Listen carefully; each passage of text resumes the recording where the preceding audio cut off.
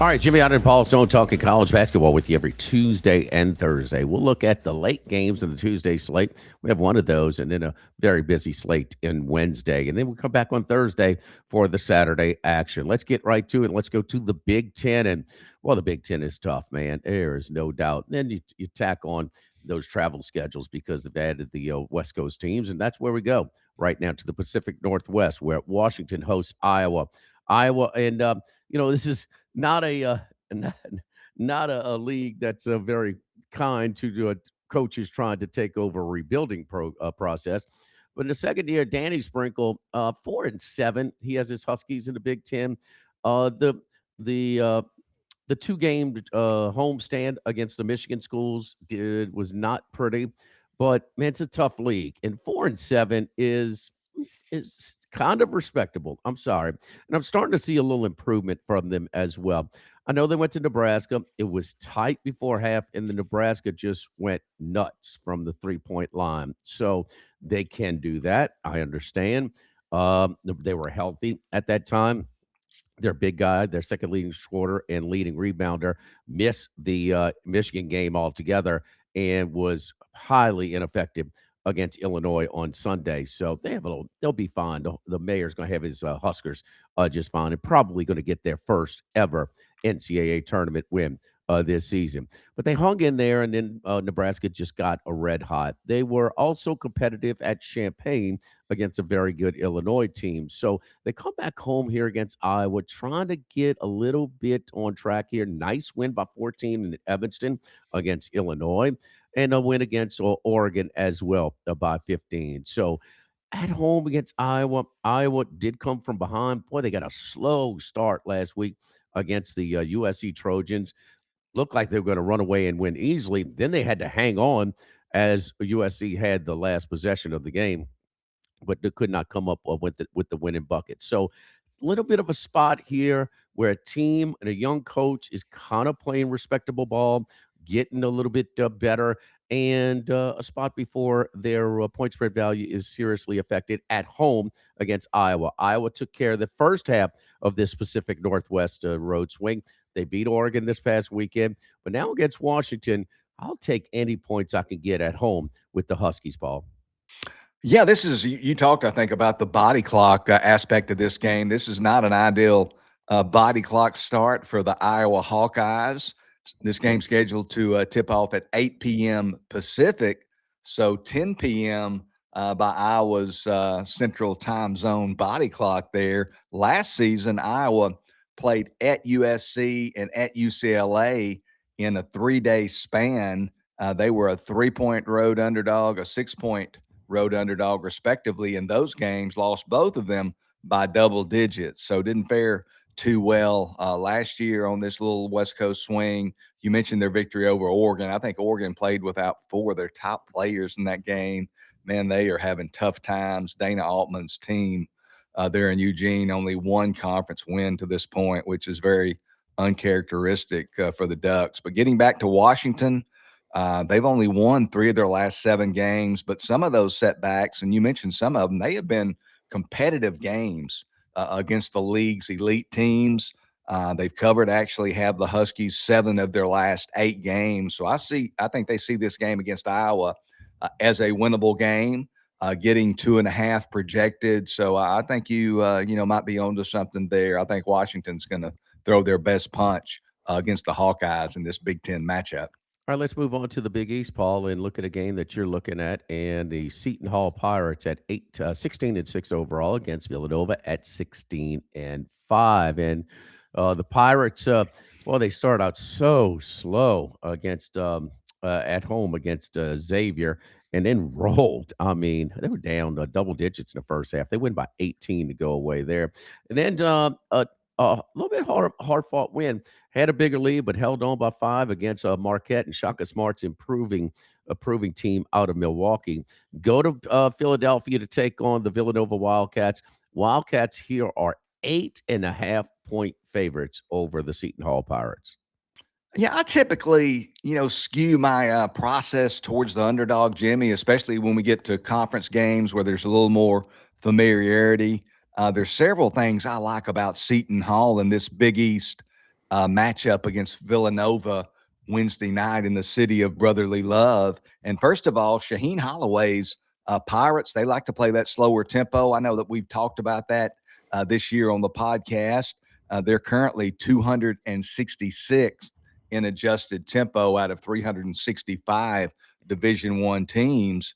And you combine that with that deliberate style of play. You combine that with a tenacious defense, and that tenacious defense allows you 64.2 points per game. They rank 7th nationally in that category. They allow an effective field goal percentage of only 46.5% to rank in the top 20 nationally. So a very good defensive basketball team. They are actually ranked 12th overall by KenPom in terms of defensive efficiency. So much more of a defensive-minded team is Seton Hall than an offensive-minded team. And, sometimes when you look at teams like Seton Hall that play that tough, tenacious defense, and then you combine that with a slower style that condenses games, sometimes, not all the time, but sometimes that can be a solid play on the underdog, a spot where you look at the underdog and, man, Seton Hall, in their case, they have been money this year as the betting underdog.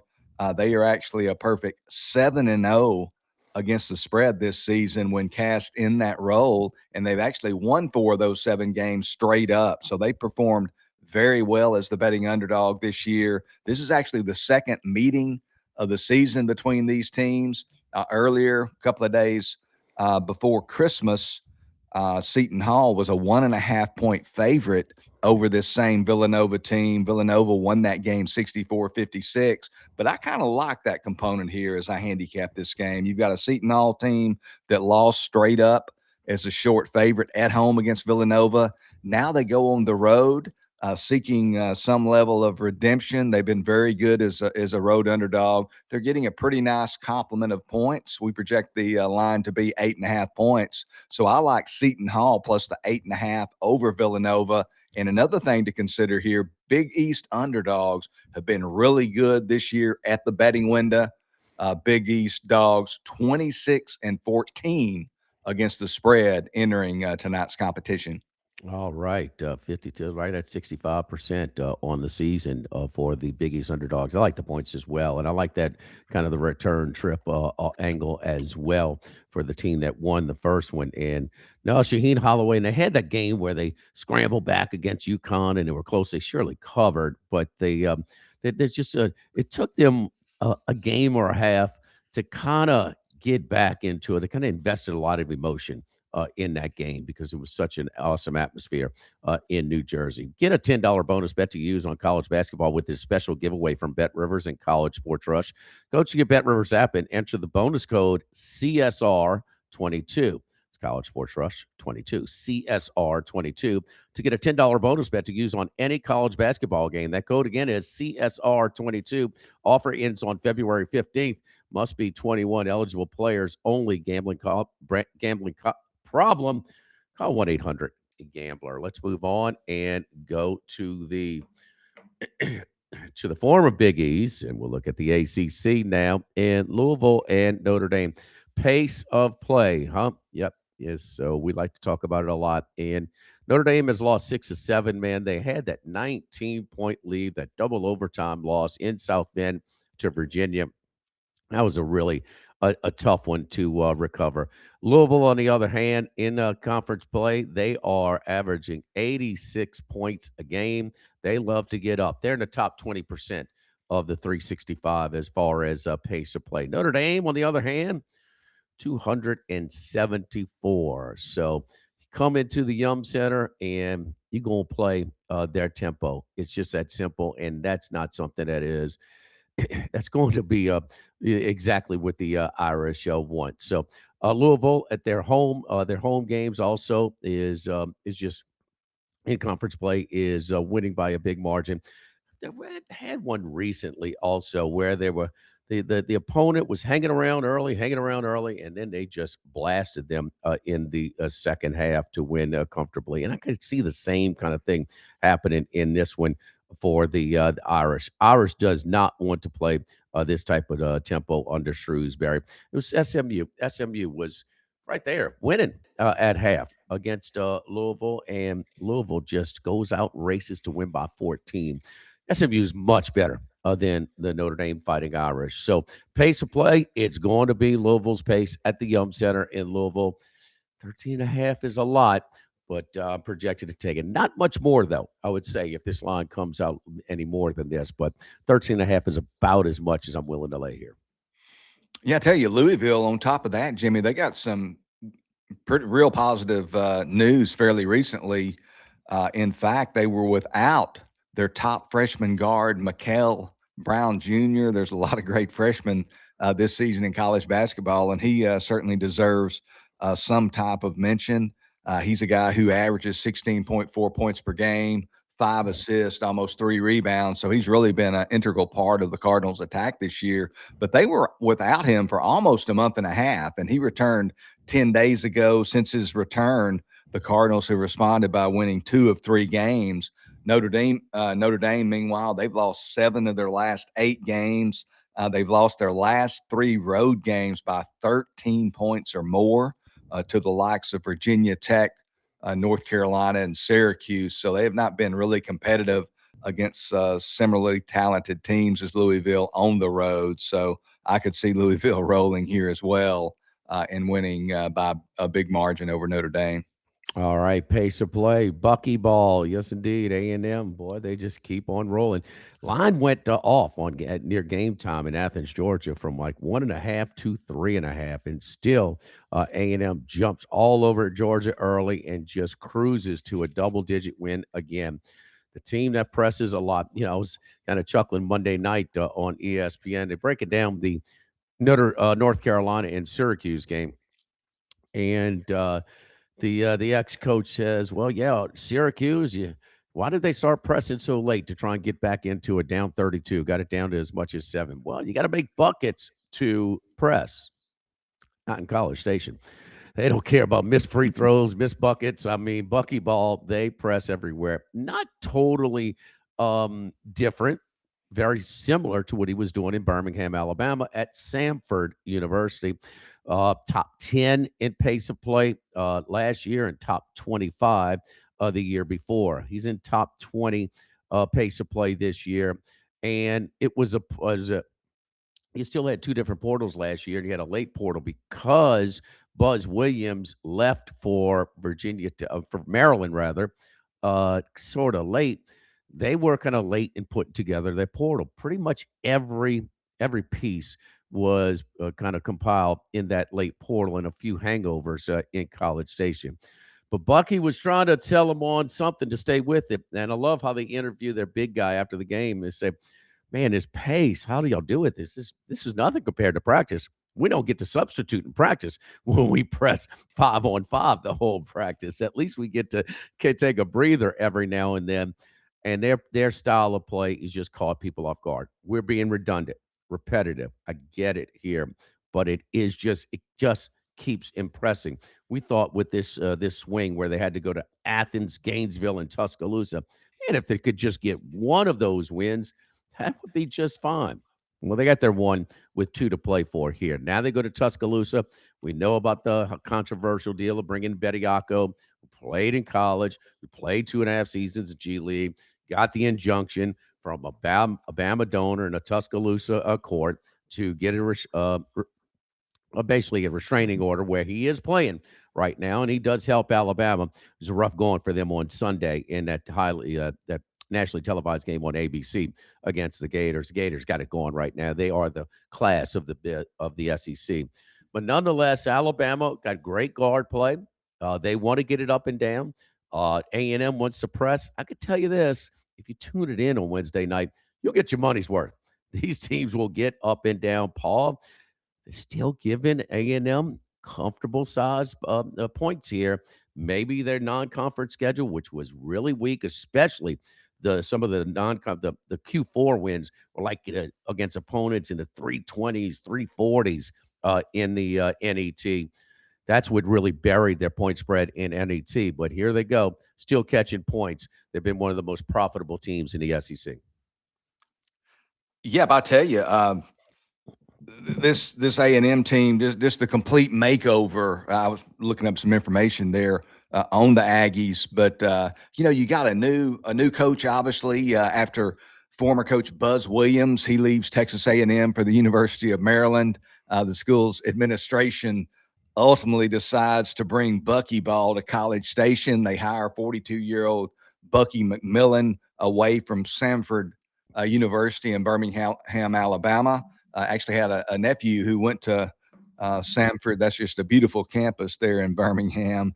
But as far as buckyball, man, it is, as you described, it is characterized by in your face, up tempo, full court pressing style of play. They never let up, and that's such a stark contrast to the much more deliberate style employed by his predecessor, Buzz Williams. Buzz Yeah. Williams. So you've got a new coach. You've got all new players except for one. The only holdover is sophomore forward Chris McDermott, and he only plays a couple of minutes a game. So the roster is completely made over. The style of play is completely new. The coach is new, and they just continue to get better. I mean, the early returns regarding buckyball are through the roof in College Station, and I think this is a team to be taken very seriously as we get closer to March. This is a fast-paced team, as we talked about. They average 91.8 points per game. They rank second nationally in scoring. So they do put the ball in the hoop. They force an average of 15.2 turnovers per game and rank in the top 10 nationally in that category as well. And entering this game on Wednesday night, the Aggies come in 17-4 on the season. They've won 10 of their last 11 games. They're still, I don't think, ranked in the AP poll, which came out yesterday on Monday, February 2nd. I think they were ranked 25th in the coaches poll. So they have snuck in there. I think they're a little bit better than that, what the wire service polls are giving them credit for.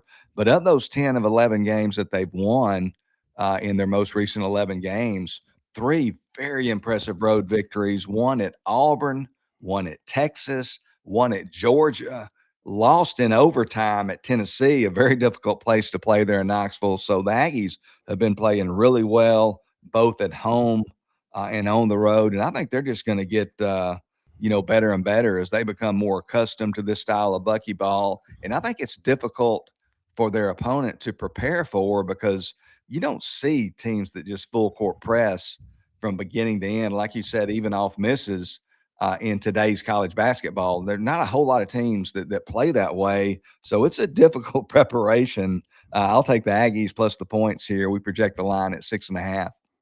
We talked about they were top 10 and top 25 the last 2 years in Sanford, in Birmingham, in their pace of play. This year, they're number 13 at Texas A&M. By comparison, last year Texas A&M was 170 under Buzz Williams in pace of play. So it's just nobody presses like this. You just don't see it anywhere else. I mean, I'm talking about the more historic teams at pressing 40 minutes of hell and Odin Richardson at Arkansas. Of course, um, they didn't press after missed buckets. I mean, even go back to 86 Cleveland State, Mouse McFadden. I could still see Bobby Knight pulling his hair out on the sideline. That press gave him nightmares. I mean, it was unbelievable. Go back to as far as pace of play, Loyola Marymount, but that was more just get it up and down under West Head. That wasn't this fierce, tough. I mean, it's they make you work to get the ball past half court. We rarely see it until like the last 2 minutes and come from behind type of mode for a lot of college basketball teams now. So, but hey, they're getting it done, and they're fun to watch. They're fun to watch, and man, they were unimpressive against LSU in their conference home opener. 50-50 game. First game that the starting point guard for LSU, who was the assist leader in the SEC in non-conference action, he was out, D-Dan Thomas, for that game. He's probably out for the rest of the season now, but after coming back from 3 or 4 games. And that was an unimpressive game. And then they're down, I don't know, 17 to Auburn, and they go on that crazy 6-minute toward run where they outscore them by 31, 48-17 or whatever it was, 48 to it was unbelievable for 6 minutes. And then they had to sweat a three-pointer to tie it that barely did not get there. So but they have improved. There's no doubt. Their overall resume, it might not be top 25. Their level of play now, it is clearly top 25. They're a handful to deal with. Let's move on to the Big East again. Georgetown and Creighton. A lot has been discussed about the new era of college athletics and roster building, transfer portal, the player budget, NIL, uh, and teams like Texas Tech, Oregon being up there, Miami, LSU is going to be a player. Clemson kind of sliding a little bit. One of those programs, and I've got some buddies and all of our trips to go to the College World Series for years and years. The Creighton Blue Jays just seem like are they a casualty? It might be just 1 year, but Coach Mack up at Omaha and Creighton, man, he is one of the best. He is really, really good. They just don't have the team that was just this close, maybe a bad call away from advancing to the Final Four in that regional final against San Diego State a few years ago.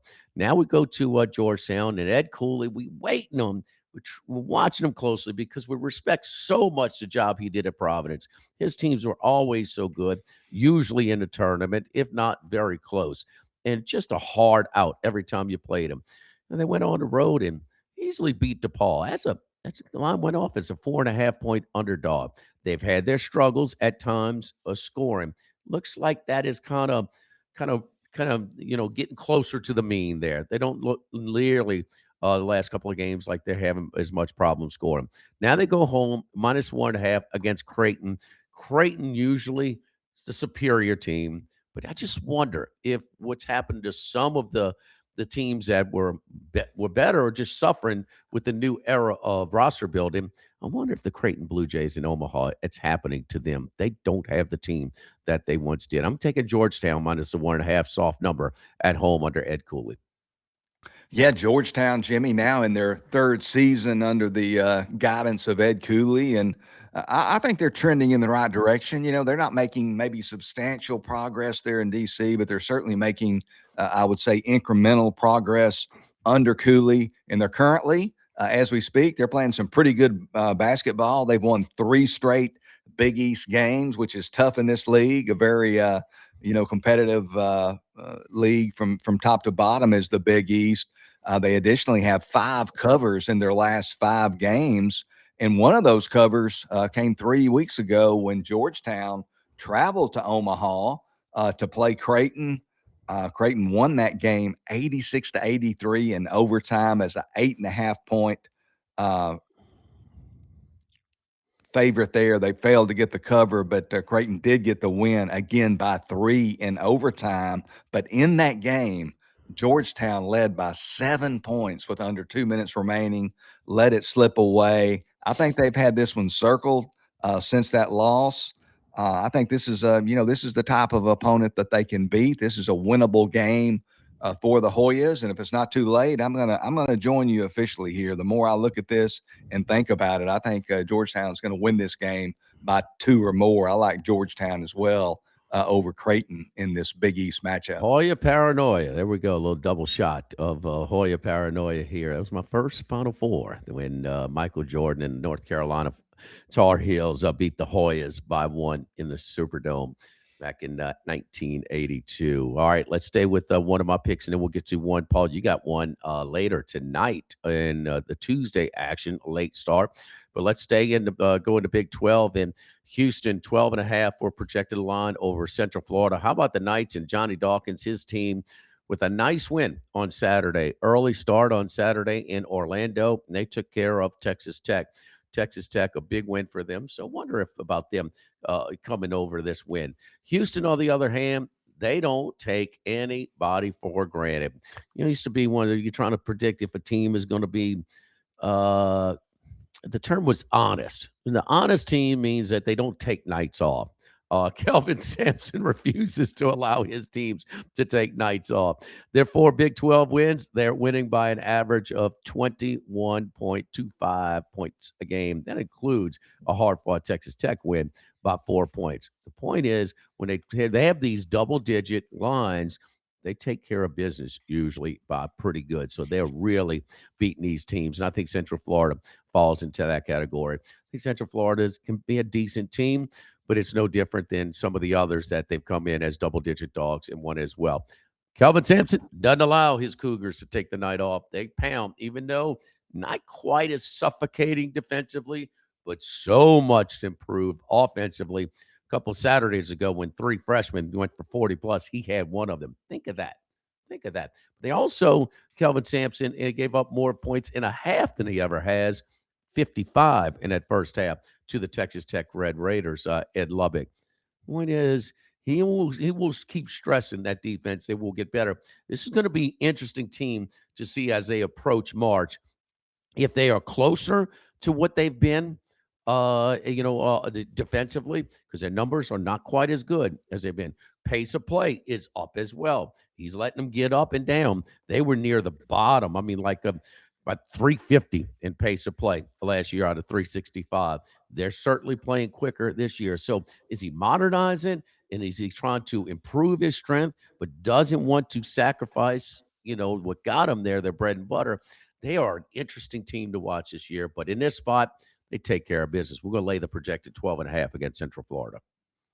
Yeah, talking about Central Florida, first of all, former Duke standout player Johnny Dawkins, he's now in his 10th season there at UCF, so he's making a nice home in Orlando. And don't look now, but the Golden Knights, man, they are 17-4 on the season. And if Selection Sunday was held today, they would be in the NCAA tournament field. They would be a number 8 seed, according to ESPN's Joe Lunardi. UCF, they're off their most impressive victory of the season, knocked off 11th ranked Texas Tech 88-80 as a home underdog over the weekend. But teams are different on the road and at home, and UCF has done most of their best work at home this season. Earlier this season, in fact, lost by 30 points at Iowa State, very good Iowa State team, and lost by 11 at Oklahoma State, which is a second division Big 12 team this season. So like you said, Houston, they're a team that they don't let off the gas. Kelvin Sampson, it's you're going to play at a high intensity level day in and day out, game in and game out. And looking at their last 3 Big 12 home games, they've been favored in those last 3 Big 12 home games by 13.5 or more. And they have destroyed their opposition in those games, winning by an average of 27 points a game. So they're on a pretty good run at home against this type of opponent. So I think you might have a good angle there going with the Cougars over the Golden Knights. All right, Paul, you got a late one for us tonight in in the American, and let's look at it. UAB at home against Memphis. We saw Memphis on on Sunday loses an 8.5, 9.5 point favorite against the Tulane Greenies. Greenies hitting the one at the buzzer to win that one outright. This is year 8 for Penny Hardaway. A little Penny, of course, who from the area, starred at Memphis, number 1 pick, went to the Orlando Magic, and we had so much fanfare and started coaching high school and AAU ball and just took over. But 8 years, and you wonder if they'll make a change. If it was anybody named anything but Penny Hardaway, they'd probably be gone by now. This was a once high expectation program. They have really stumbled as of late. Now they travel to Birmingham to take on the Blazers, who are 1.5 point favorites. Yeah, like a lot of college basketball teams, Jimmy, Memphis under Penny Hardaway, they've been pretty good this season at home in the friendly confines of the FedEx Forum, but not so good on the road away from the friendly confines. In fact, in their 7 true road games this season, they are 1-6, both straight up and against the spread. Their lone true road victory of the year, a 76-70 victory over lowly Rice, one of the worst teams in the American Conference. You look at their 3 conference road losses this year for Memphis at FAU, Tulsa, and Wichita State, all 3 of those by double digits. And they're actually the Tigers coming off of a 78-76 home loss at the hands of Tulane as an 8.5 point home favorite. You look at UAB and their home versus road performance in American conference play, man. It is one for the ages. Just quite unusual. They enter this game on Thursday night against Memphis, 5-4 in conference play, but they have won all 5 of their conference road games, and they have lost all 4 of their conference home games. So a little bit of an odd road to this 5-4 showing to this point, but I'm not deterred. I think UAB is going to get it right and overcome that recent substandard play at home during conference play. I just see a Memphis team that, to me is seemingly underachieved under Penny Hardaway more often than not. I'll lay up to 2.5 points here with UAB. I think they're going to win this one by 3 or more. I like the Blazers over the Tigers in Birmingham. Got to stand corrected. That's an 9 p.m. Eastern start on Thursday night, not tomorrow night. So all of these are Wednesday night selections, and that is the one Thursday night selection. ESPN2 tip 9 p.m. Eastern in the American, Memphis at 10 and 11, and UAB at 14 and 8. We do it every Tuesday and Thursday. We break down college basketball, give out straight picks, analysis, and information. Try and help give you something to put down on the games you're watching on TV, and also just help shape your handicap and provide some information that maybe you didn't dig up in your own handicap. And for Paul Stone, I'm Jimmy Ott on the College Sports Rush YouTube channel, brought to you by our friends at Bet Rivers.